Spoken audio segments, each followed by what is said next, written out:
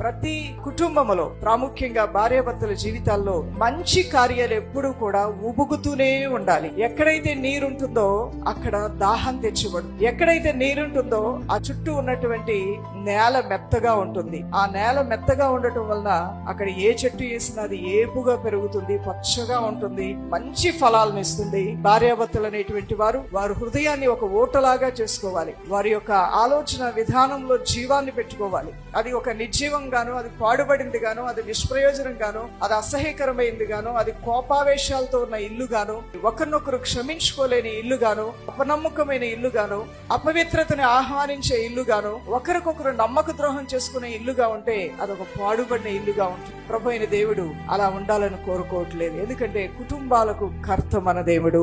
కుటుంబ వ్యవస్థ ఉండాలని ఆశించినటువంటి వాడు ఈ సర్వశక్తి గల దేవుడు.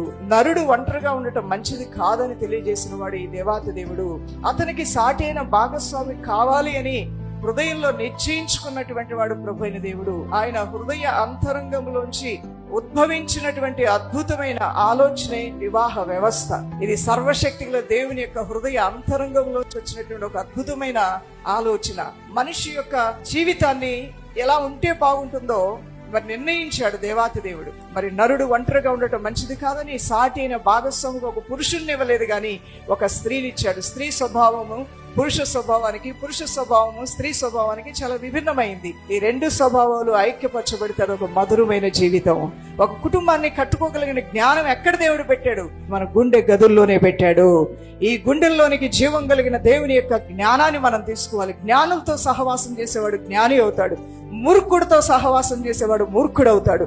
ఒక సుందరమైనటువంటి గంధపు చెక్కల ఫ్యాక్టరీలోకి వెళ్ళి ఒక 15-20 నిమిషాలు అక్కడ నువ్వు ఉండొచ్చావు అనుకోండి, ఆటోమేటిక్ గా నీ దేహం అంతా సువాసన వచ్చేస్తూ ఉంటుంది. ఈ వెలుగయ్యన్న దేవుని యొక్క వాక్యంతో నువ్వు సహవాసం చేసావనుకో, ఆయన ఆశ్రయించావనుకో, అన్నిటినీ గ్రహించుకునే కృప దేవుడిస్తాడు.